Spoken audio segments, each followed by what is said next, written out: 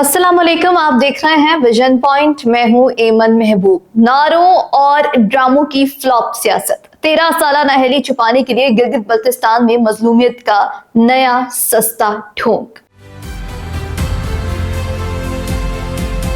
तख्ते पेशावर की बर्बादी के बाद गिलगित बल्तिस्तान पर नजरें, मजलूमियत कार्ड का सस्ता ड्रामा। न खंजर उठेगा न तलवार उनसे, ये बाजू मेरे आजमाए हुए ही हैं। आज हम इस सियासी शोबदाबाजी का कच्चा चट्टा खोलेंगे जो पिछले 13 सालों से खैबर पख्तूनख्वा के अवाम को बेवकूफ बनाने के बाद अब गिलगित बल्तिस्तान की पुरअमन और खूबसूरत वादियों का रुख कर चुकी है। हम बात कर रहे हैं उस नाम नेहाद इनकलाबी क़यादत की जिसके पास कारकर्दगी के नाम पर दिखाने के लिए एक भी ऐसा मंसूबा नहीं जिसे वो फख्र से पेश कर सकें। लेकिन नारों, ड्रामों और मजलूमियत कार्ड बेचने में इनका कोई सानी नहीं। आज गिलगित बल्तिस्तान में जो नया सस्ता ढोंग रचाया जा रहा है उसके पीछे छुपी हुई बौखलाहट और शिकस्त के खौफ को समझना इंतहाई जरूरी है। जरा तारीख के औराक और ज़मीनी हकाइक को सामने रखें।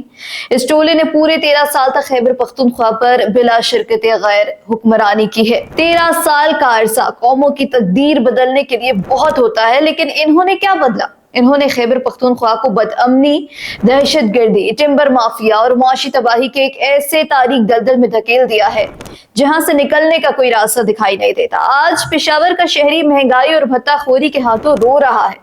अस्पतालों में दवाइयां नहीं है। सूबे का बजट सिर्फ इस्लामाबाद पर चढ़ाई करने के लिए इस्तेमाल किया जा रहा है। और अब जब इनकी ये 13 साल बदतरीन नाअहली पूरी तरह से बेनकाब हो चुकी है तो ये टोला गिलगित बल्तिस्तान के बाशऊर अवाम को गुमराह करने के लिए वो पुराना और पिटा हुआ चूरन बेचने निकल पड़ा है।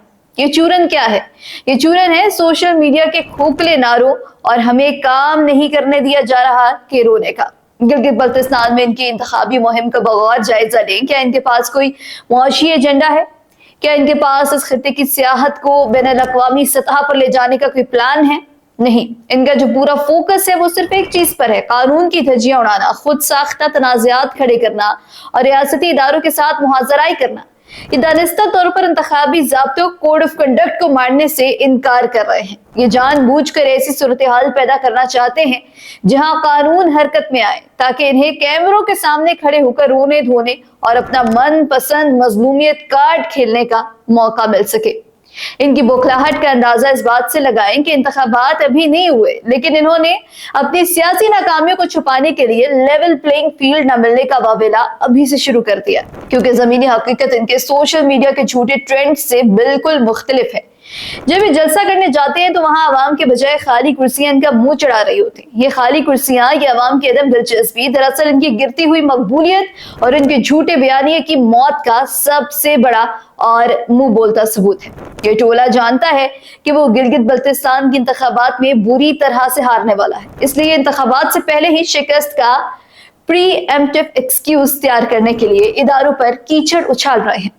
लेकिन इन्हें ये बात समझनी चाहिए कि गिलगित बल्तिस्तान के अवाम इंतहाई बाशऊर और मुहिब्बे वतन है। गिलगित बल्तिस्तान कोई सियासी तजर्बा गाह नहीं है कि आप यहाँ आकर खैबर पख्तूनख्वा वाला नाकाम तजर्बा दोहराएं। ये खिता किसी नाकाम क़यादत के लिए हमदर्दी बटोरने का मैदान नहीं है। जो जमात कारकर्दगी, मेरिट और गवर्नेंस के नाम पर एक बड़ा जीरो हो, उसे दूसरों को सियासी नसीहतें करने के बजाय पहले अपने गिरेबान में झांकर पख्तूनख्वा के अवाम से मुआफी मांगनी चाहिए।